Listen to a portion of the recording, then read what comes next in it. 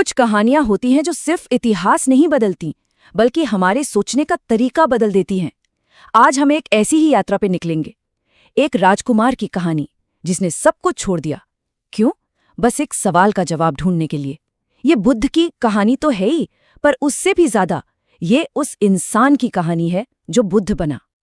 सोचिए जरा, एक राजकुमार जिसके पास वो सब कुछ है जिसके लोग सपने देखते हैं, आलीशान महल, दौलत, परिवार, वो ये सब क्यों छोड़ेगा? यही सवाल इस पूरी कहानी की जड़ है। चलिए इसी सवाल की तह तक जाते हैं और समझने की कोशिश करते हैं कि आखिर वो क्या वजह थी जिसने आज भी करोड़ों लोगों को एक नई राह दिखाई है। तो कहानी की शुरुआत होती है राजकुमार सिद्धार्थ गौतम से, और उनका जीवन कह सकते हैं कि एक सोने के पिंजरे जैसा था। एक ऐसी दुनिया जहां दुख और दर्द की परछाई तक को आने की इजाजत नहीं थी। तो देखिए, सिद्धार्थ का जन्म हुआ 563 ईसा पूर्व लुम्बिनी में। पिता थे राजा शुद्धोधन, और जन्म के साथ ही एक भविष्यवाणी भी हुई कि ये बालक या तो एक चक्रवर्ती सम्राट बनेगा या फिर एक महान संत। अब राजा को तो राजा ही चाहिए था, है ना? संत बनने के ख्याल से ही वो डर गए। बस फिर क्या था, उन्होंने सिद्धार्थ के लिए एक ऐसी दुनिया रच दी जहां दुख का कोई नामो निशान न हो। हर मौसम के लिए अलग महल, दुनिया की हर हकीकत से दूर। यहाँ तक कि उनकी शादी भी राजकुमारी यशोधरा से हुई, और उनका एक बेटा भी हुआ, राहुल। मतलब एक एकदम परफेक्ट जिंदगी।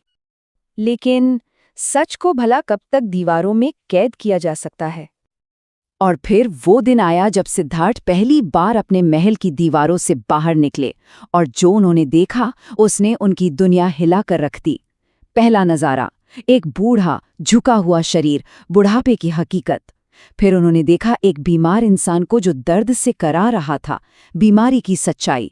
और आखिर में एक शव, मौत, जो जिंदगी का सबसे बड़ा सच है। ये तीन नज़ारे उनके लिए एक जबरदस्त झटका थे।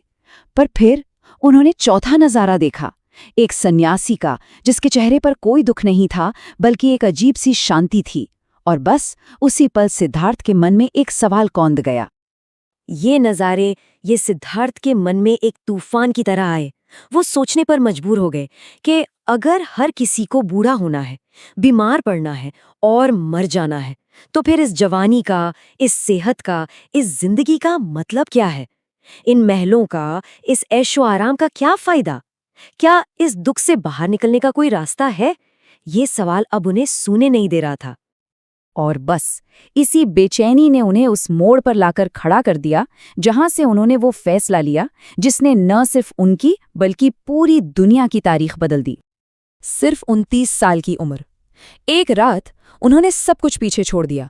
अपना महल, अपनी पत्नी यशोधरा, अपना नवजात बेटा राहुल, सब कुछ। ये कोई भगोड़ापन नहीं था। ये तो सच्चाई की तलाश के लिए दुनिया के हर बंधन को तोड़ने का एक बहुत बड़ा, बहुत ही साहसी कदम था।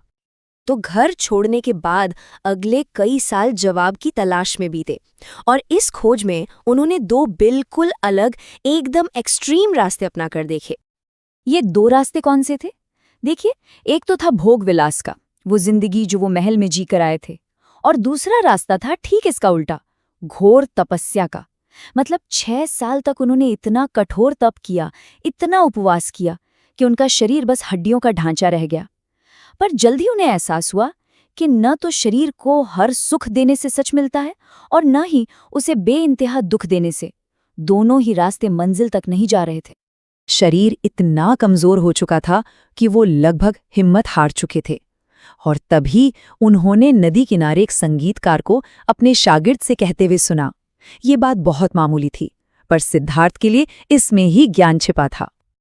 उन्हें फौरन समझ आया, अरे हाँ, सच तो बीच में है। जैसे वीणा के तारों से सही संगीत तभी निकलता है जब वो ना तो बहुत ढीले हों और न ही बहुत ज्यादा कसे हुए। ठीक वैसे ही ज्ञान के लिए भी मन और शरीर का संतुलन जरूरी है, और यहीं से जन्म हुआ मध्यम मार्ग के सिद्धांत का। और इसी नई समझ के साथ वो अपनी यात्रा के सबसे अहम पड़ाव पर पहुंचे, वो पल जब उन्हें ज्ञान मिला।